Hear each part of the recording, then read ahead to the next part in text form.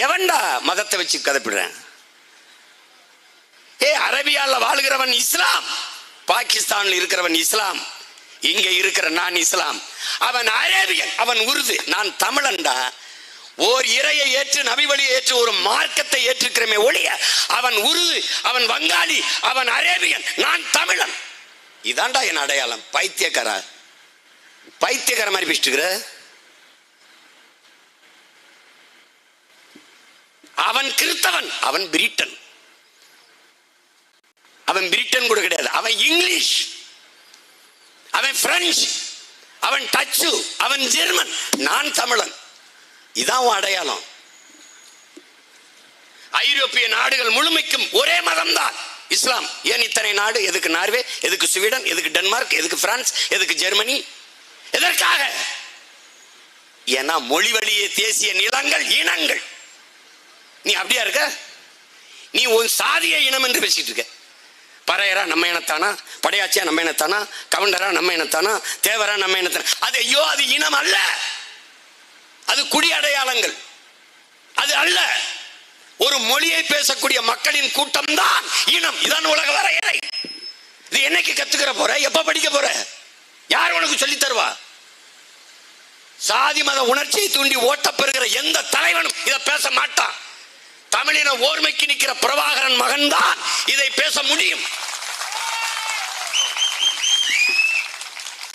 இவ்வளவு நாளா நீ எனக்கு போடாத ஓட்டை நீ போட்டன்னு போடலையா என்ன? ஆனால் போதிக்க வேண்டியது என் பிறவி கடமை.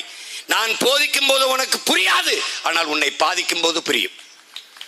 வட இந்தியன் வந்து உன்னை அடிப்பான்னு உனக்கு புரியல, திருப்பூர்ல அடிச்சான் ஒருத்தன், கீழே என் குரலை தூக்கி போடுறான். நான் போதிக்கும் போது உங்களுக்கு புரியாது, பாதிக்கும் போது புரியும் என்று. மதம் உன் அடையாளம் அல்ல, மதம் மாறிக்கொள்ளக்கூடியது. இன்னைக்கு இந்துவா இருக்கிற நான் இஸ்லாமா மாறுவேன், கிறிஸ்தவனா இருக்கிற மாதிரி இஸ்லாமா மாறுவேன். இஸ்லாம் இருக்கிற பெண்ணு நான் ஒரு முஸ்லிம் திருமணம் பண்ணிக்க முடியும். இந்துவா இருக்கிற பெண்ணு இஸ்லாம திருமணம் பண்ணிக்க முடியும். நடக்குது. மாறிக்கொள்ள முடியும், மாறிக்கொள்ள முடியும். என் தம்பி அபுவுக்கு நான் தான் கல்யாணம் பண்ணி வச்சேன். இங்க சிறுபான்மைன்னு ஒரு சொல்லாடல் வச்சிருக்குது. பல சிறுபான்மை,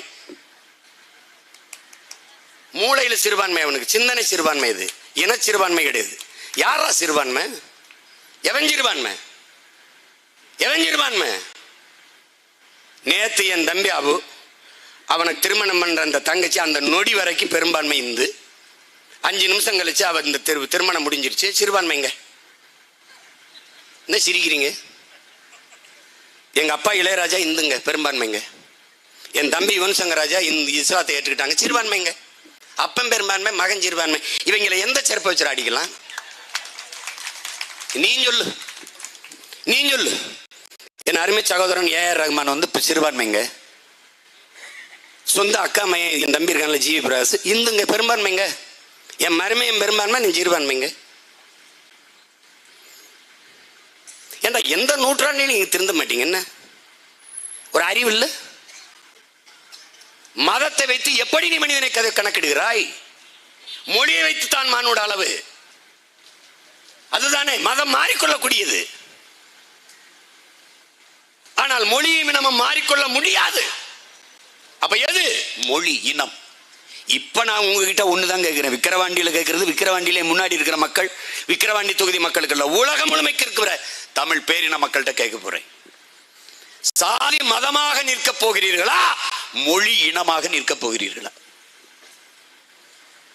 இடையில் வந்த சாதி மத உணர்ச்சியில் சிக்குண்டு இப்படியே இந்த கேடுகட்ட திராவிட அரசியல் சூழ்ச்சியில் சிக்கி வறுமை, ஏழ்மை, பசி, பஞ்சம், பட்டினி, 5க்கும் 10க்கும் அரிசிக்கும் பருப்புக்கும் வேட்டிக்கும் சேலைக்கும் கையேந்தி நிற்கிற இழிநிலையில் நின்று மானம் இழந்து வாழ்ந்து சாக போறியா?